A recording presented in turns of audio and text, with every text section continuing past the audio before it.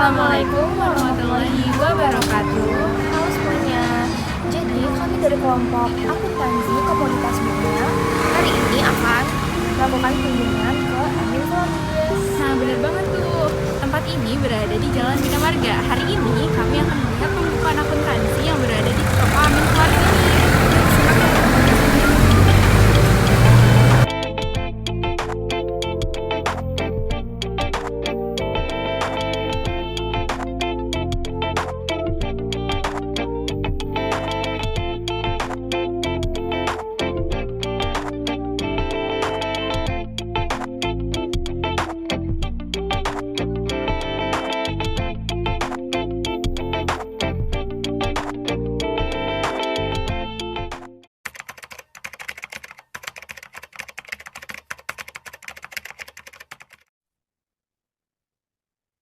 Assalamualaikum warahmatullahi wabarakatuh. Sebelumnya, kami dari kelompok akuntansi akan membahas tentang project based learning yang eh, berjudul Analisis Akuntansi Perusahaan Dagang Amin Flores. Izin memperkenalkan diri, kami dari kelompok saya, Atika Salsabila dengan NIM Asyar 1102. Saya Wilson Akbarabani dengan NIM akhir 1342. Saya Eva Yuliana Zahra dengan NIM akhir 1166.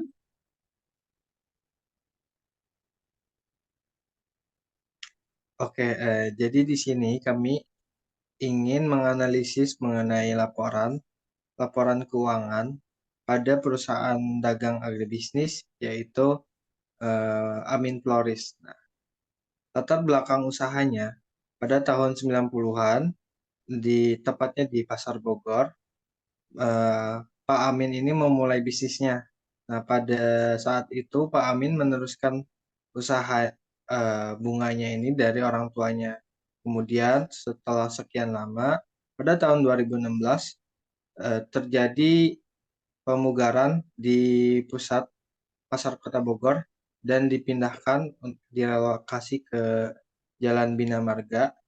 Hal ini dilakukan untuk agar pasar bunga yang ada di Kota Bogor itu memiliki pusat tersentris, yakni salah satunya di Jalan Bina Marga. Hingga saat ini, toko Amin Flores ini menjadi salah satu toko bunga yang cukup populer karena lokasinya yang cukup strategis dengan beberapa tempat pusat perbelanjaan maupun tempat pendidikan. Dan penjualannya yang cukup menarik. Hal ini yang menyebabkan kami ingin menganalisa bagaimana laporan keuangan yang terjadi pada bulan Oktober tahun 2023.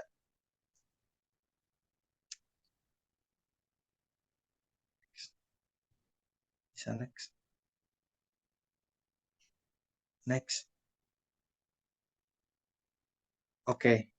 Pada struktur organisasi yang terjadi di sana, ada owner, yaitu sebagai Pak Amin sebagai owner, kemudian ada bagian keuangan yang dijalani oleh istrinya, kemudian oleh staff. Oke, lanjut. Next. Di sini ada pencatatan transaksi pada bulan Oktober 2023. Yang pertama pada tanggal 1 Oktober 2023, Pak Amin memasukkan modal awal pribadi yang dikeluarkan sebesar 10 juta rupiah. Kemudian pada tanggal 2, Pak Amin membeli stok bunga sebesar 8 juta rupiah dengan pembayaran secara kredit. Kemudian Pak Amin juga tidak lupa di tanggal yang sama membayar biaya pengiriman bunga secara kredit sebesar Rp100.000 dan tidak lupa membeli plastik bunga, kertas wrap, dan peralatan lainnya.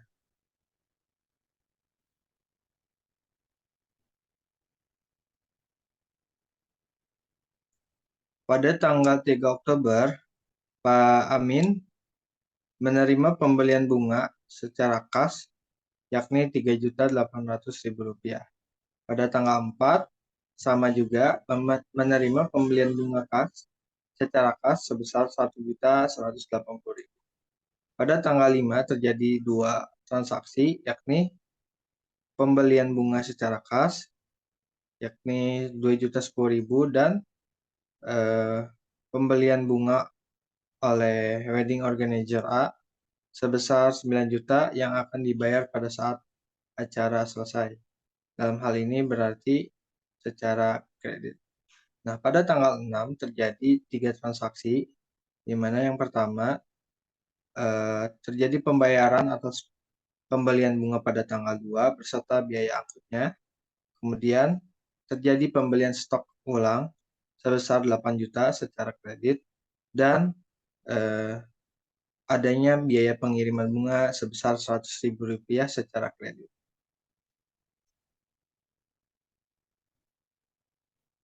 Nah, pada tanggal 7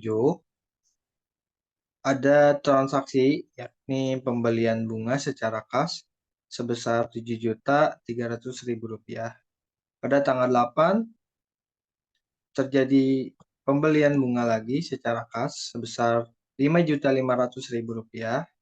Pada tanggal 9 terjadi transaksi yakni melakukan pembayaran pajak selama 1 tahun yakni sebesar Rp500.000.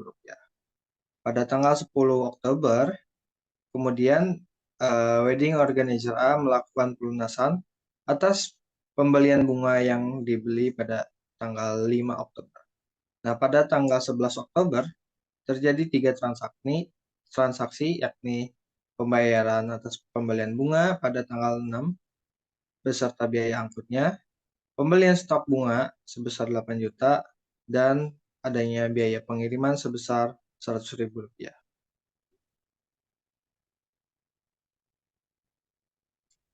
Pada tanggal 12 Oktober terjadi transaksi kembali, yakni wedding organizer B membeli rangkaian bunga sebesar Rp10.200.000 yang dibayar setelah acara selesai. Pada tanggal 13 terjadi pembelian bunga secara kas yakni Rp3.430.000. Pada tanggal 14 terjadi pemesanan karangan bunga sebesar Rp650.000 yang dilakukan secara kas. Pada tanggal 15 terjadi kembali 3 transaksi di hari yang sama, yakni pembayaran atas pembelian bunga pada tanggal 11 beserta biaya angkutnya, pembelian stok bunga, dan pengiriman bunga sebesar Rp100.000.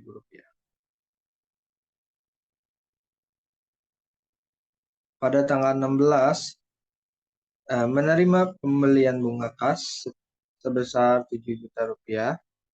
Pada tanggal 17 diterima pelunasan dari wedding organizer B atas transaksi pada tanggal 12 Oktober. Pada tanggal 19 terjadi pembelian bunga secara kas yakni Rp8 juta. Pada tanggal 20 Oktober terjadi 3 transaksi yakni pembayaran atas pembelian bunga pada tanggal 15 beserta biaya angkutnya. Terjadi pembelian stok bunga sebesar Rp8 juta dengan pembayaran kredit. Terjadi juga biaya pengiriman bunga sebesar Rp100.000 secara kredit. Pada tanggal 21 Oktober, menerima pembelian bunga secara kas sebesar Rp2.900.000. Menerima pembelian bunga pada tanggal 22 sebesar Rp3.675.000. Nah, pada tanggal 23 terjadi 2 transaksi yakni event organizer membeli rangkaian bunga sebesar Rp5.500.000 yang dibayar setelah acara selesai. Kemudian, pembelian bunga dari perusahaan ABC sebesar Rp1.400.000 secara kas. Kemudian, pada tanggal 24 diterima pembelian bunga kas sebesar Rp2.380.000. Pada tanggal 25 Oktober terjadi 3 transaksi, yakni dilakukan pembayaran atas pembelian bunga pada tanggal 20 beserta biaya angkutnya, pembelian stok bunga sebesar Rp8 juta dengan pembayaran kredit, dan pembayaran biaya kirim bunga sebesar Rp100.000. Pada tanggal 26 Oktober, menerima pembelian bunga secara kas sebesar Rp2.700.000 pada tanggal 27 dan menerima pembelian bunga sebesar Rp3.080.000 pada tanggal 28, menerima pembelian bunga secara kas Rp2.110.000. Pada tanggal 29 terjadi 2 transaksi, yakni pembayaran gaji karyawan sejumlah 2 orang dengan gaji Rp4 juta per orang setiap bulan, dan menerima pembelian bunga kas yakni Rp4.250.000. Pada tanggal 30 terjadi 2 transaksi, yakni pembelian bunga secara kas sebesar Rp2.960.000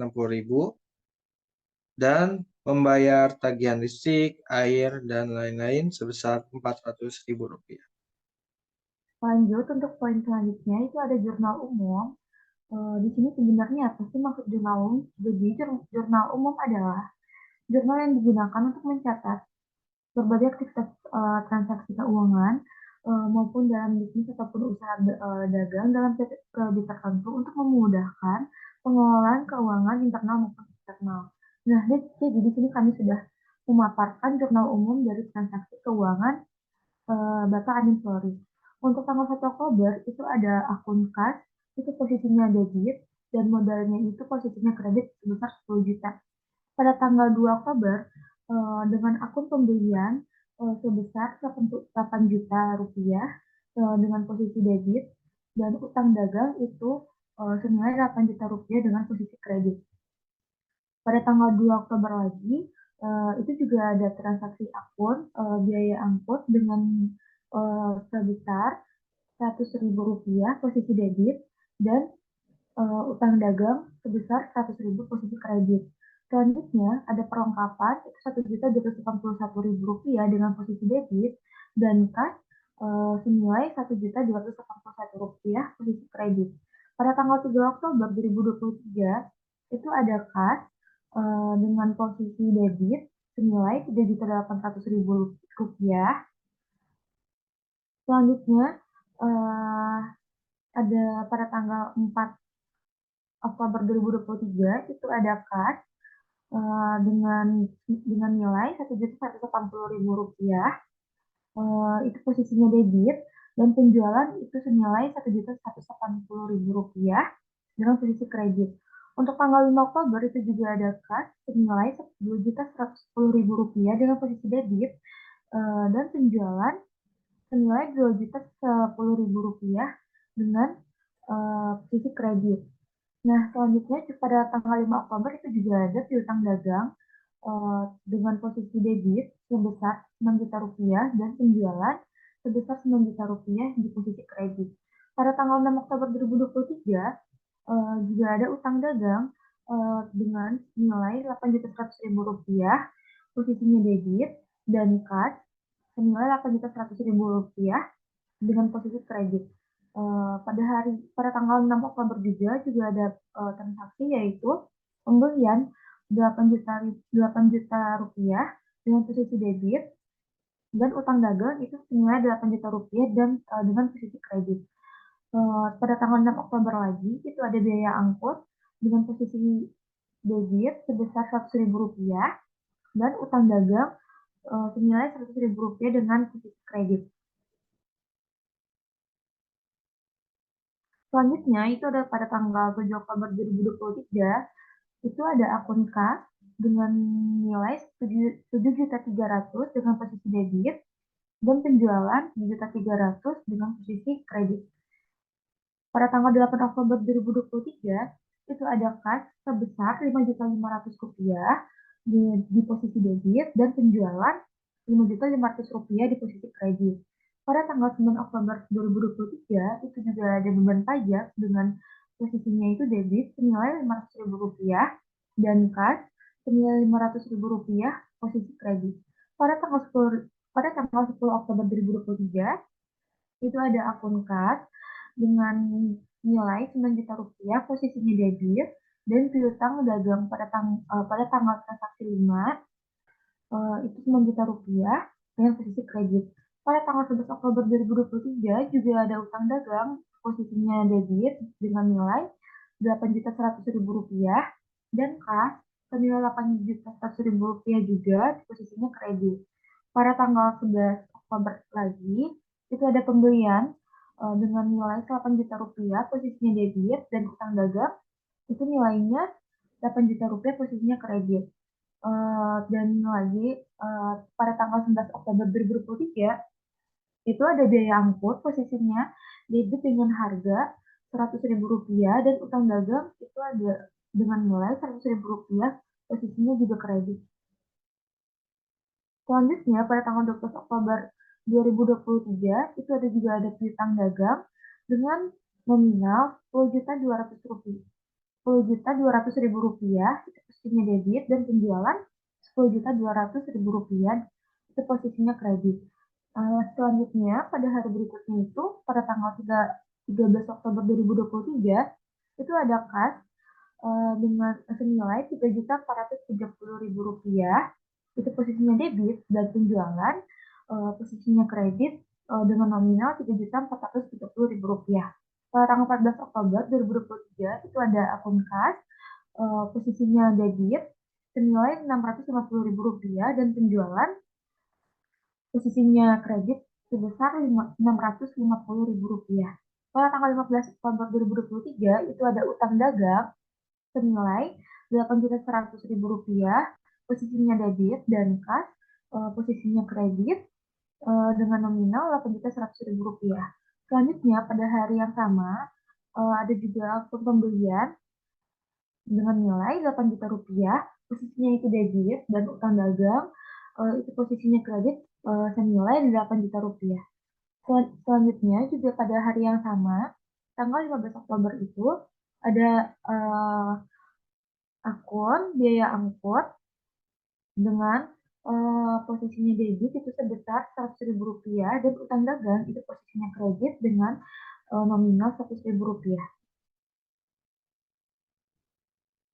Selanjutnya, pada tanggal 12 Oktober lagi, pada tanggal 15 Oktober, yang selanjutnya itu ada pembelian dengan nominal 8 juta rupiah, itu posisinya debit, dan utang dagang itu posisinya kredit dengan nominal 8 juta rupiah. Selanjutnya itu pada tanggal 15 Oktober ada transaksi terakhir dengan akun biaya angkut itu sebesar 100.000 rupiah, posisinya debit, dan utang dagang itu posisinya kredit dengan harga 100.000 rupiah. Selanjutnya pada tanggal 16 Oktober 2023 ada akun kas juga dengan nominal 7 juta rupiah, posisinya debit, dan penjualan dengan harga 7 juta rupiah, dan posisinya kredit. Pada tanggal 17 Oktober 2023 ada transaksi juga yaitu kas posisinya debit dengan nilai 10.200.000 rupiah, dan piutang dagang pada transaksi tanggal 12 itu posisinya kredit 10.200.000 rupiah. Pada tanggal 19 Oktober 2023 itu juga ada akun kas posisinya debit dengan nominal 8 juta rupiah, dan penjualan itu posisinya kredit dengan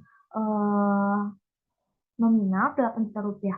Selanjutnya pada tanggal 20 Oktober 2023 itu ada utang dagang posisinya debit dengan nominal 8.100.000 rupiah, dan kas kredit senilai 8.100.000 rupiah.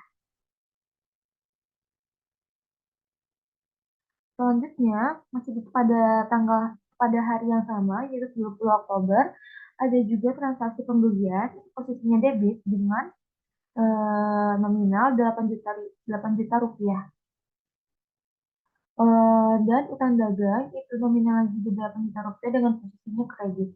Selanjutnya, pada tanggal 20 Oktober 2023 juga ada biaya angkut.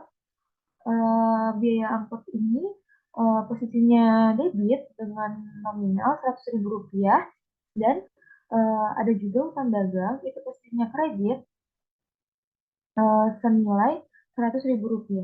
Pada tanggal 21 Oktober itu juga ada kas, posisinya debit dengan nominal Rp2.900.000 dan juga penjualan posisinya kredit dengan nominal Rp2.900.000.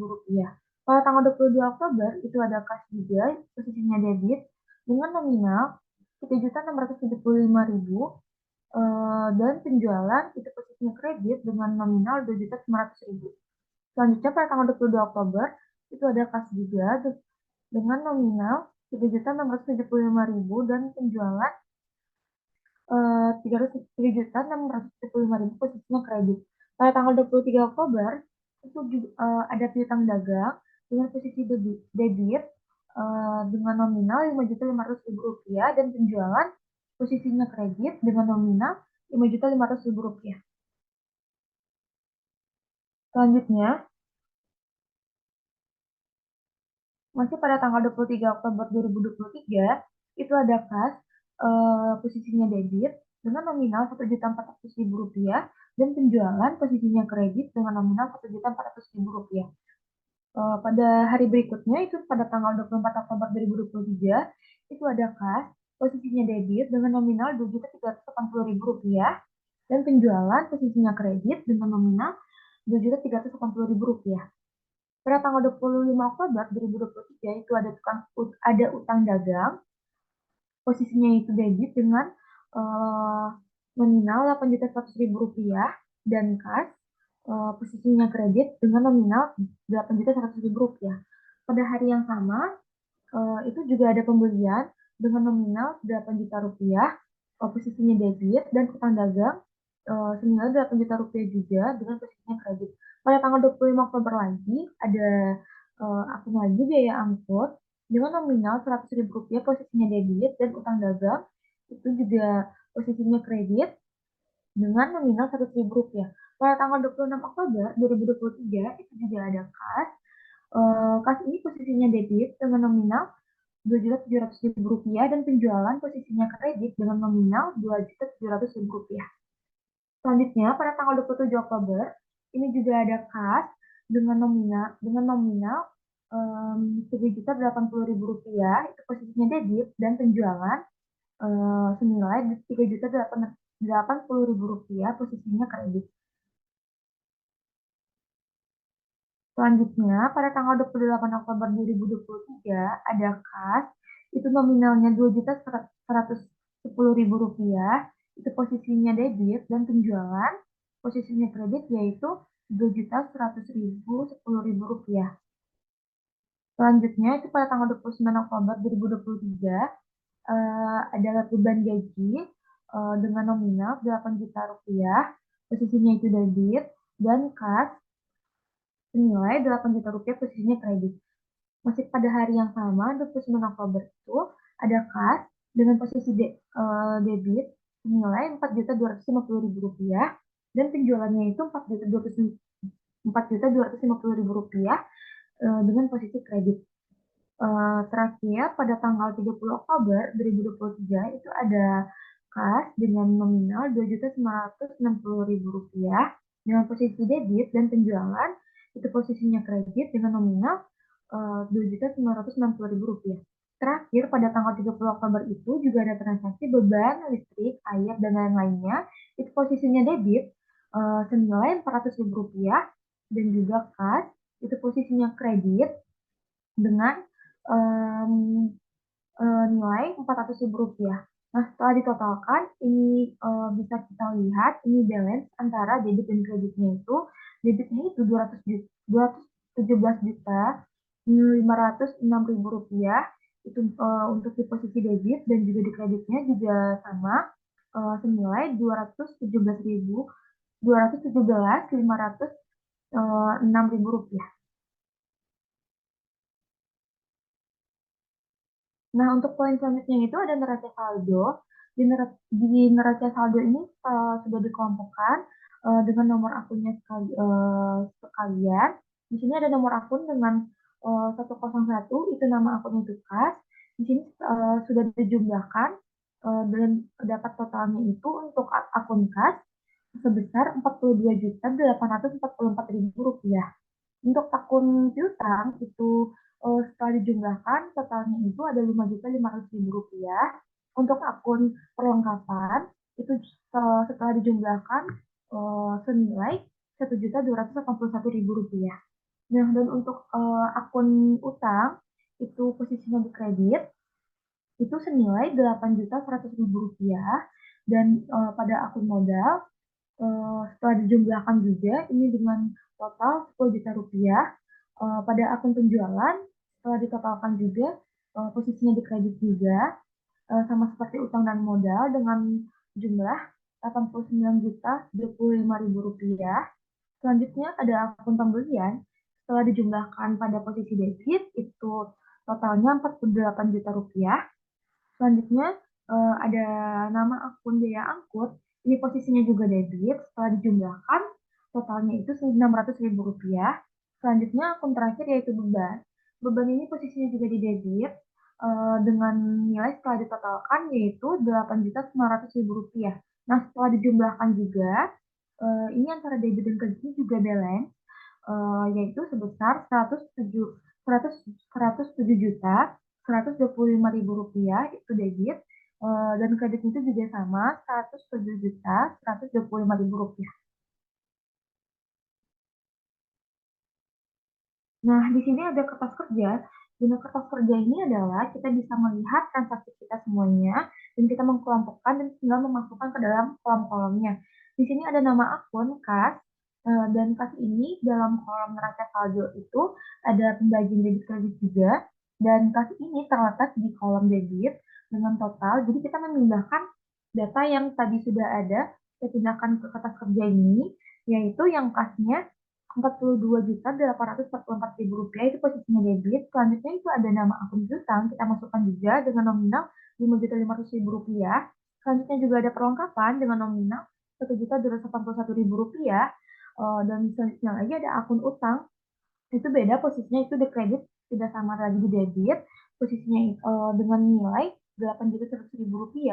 Dan juga ada modal, ini posisinya juga di kredit dengan nominal Rp10 juta. Selanjutnya juga ada penjualan, kita pindahkan juga yang tadi senilai Rp89.025.000. Dan juga ada pembelian, itu ada Rp48 juta, biaya angkutnya ada Rp600.000, dan bebannya ini ada Rp8.900.000. Nah, untuk biaya JP-nya ini tidak ada, karena apa? Karena tidak ada juga penyesuaiannya. Nah, dan lanjut ke NSD, jadi yang di neraca saldo ini tadi itu, kita pindahkan ke kanan, kita lihat dia langsung dibuat dengan nominal yang sama karena tidak ada perubahan sama sekali. Nah, di sini juga bisa terlihat antara kasnya itu tetap dengan nominal Rp42.844.000. Begitu juga selanjutnya sampai nilai perlengkapan masih di posisi debit, dan selanjutnya itu masih di kolom NSD.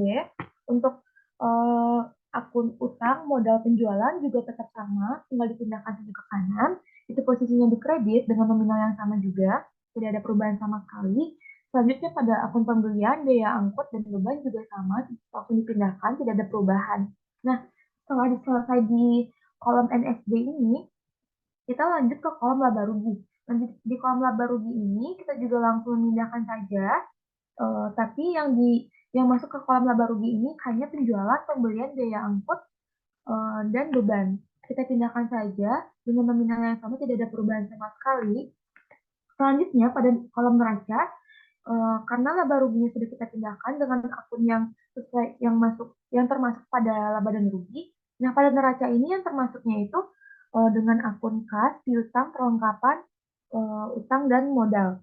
Nah, dari semua akun ini juga kita pindahkan langsung ke kanan pada kolom neraca dengan posisi debit dan kredit yang telah sesuai. Nah, setelah semuanya kita masukkan, di sini kita bisa melihat pada kolom laba dan rugi dan neraca itu kita akan menjumlahkan ke bawah.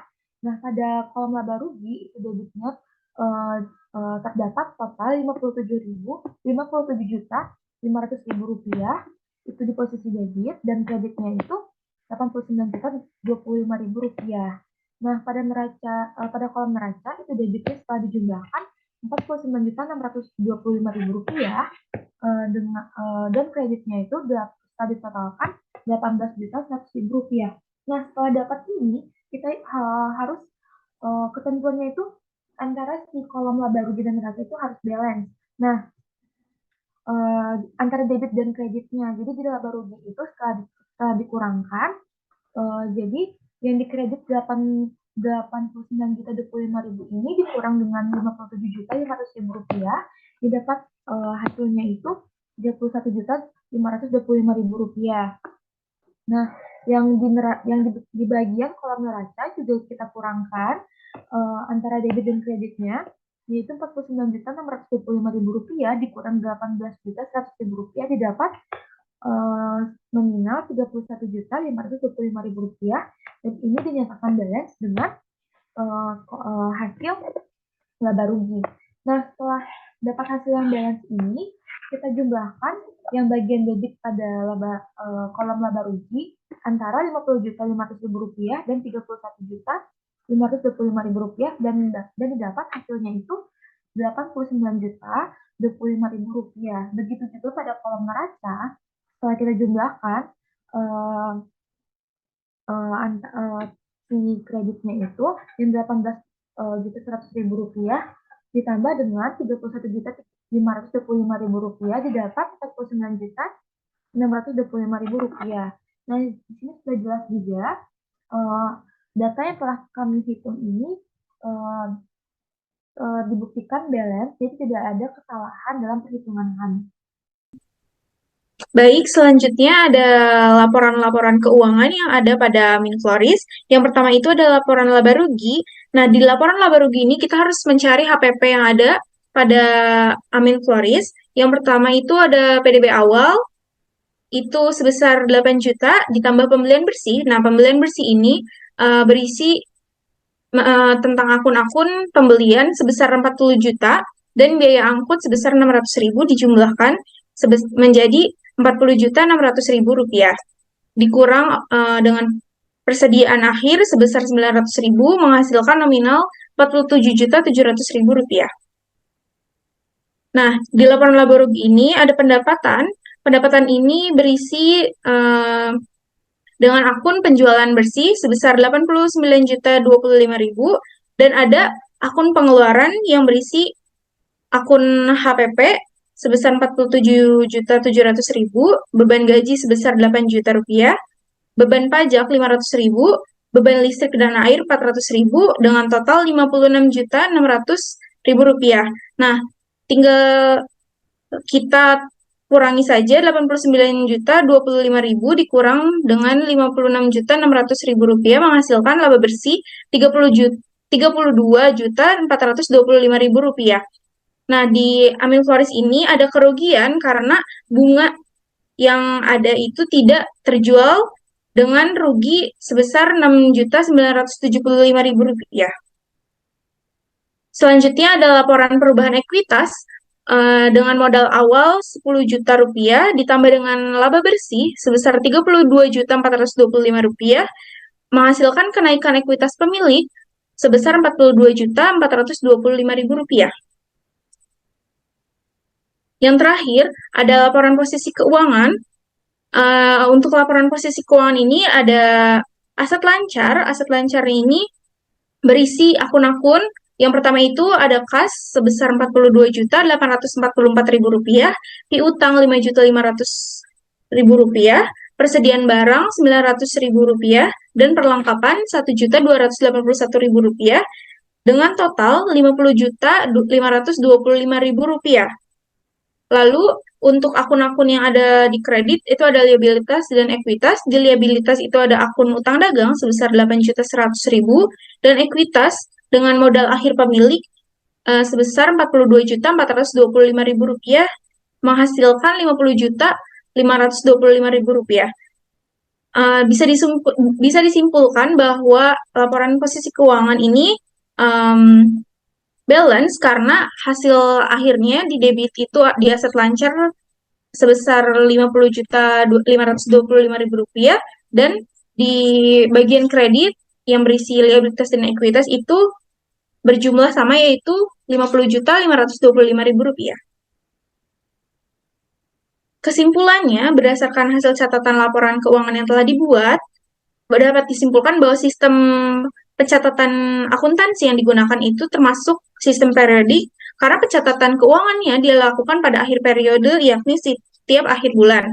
Juga karena tidak ada perhitungan HPP dalam sistem keuangan usaha dagang Bapak Amin Flaris, karena HPP tersebut termasuk ke dalam sistem perpetual. Karena tidak adanya catatan laporan keuangan usaha dagang yang dilakukan Bapak Amin secara tertulis dan rutin, menjadikan usahanya tidak memiliki catatan laporan keuangan yang terstruktur, sehingga nantinya akan menyulitkan untuk mengetahui apakah perusahaannya sudah maksimal dalam menjalankan usaha dagang di bidang penjualan bunga tersebut. Dengan hasil analisis yang kami lakukan, maka bisa dilihat laporan keuangan yang mencakup laporan laba rugi usaha dagang Bapak Amin Flaris.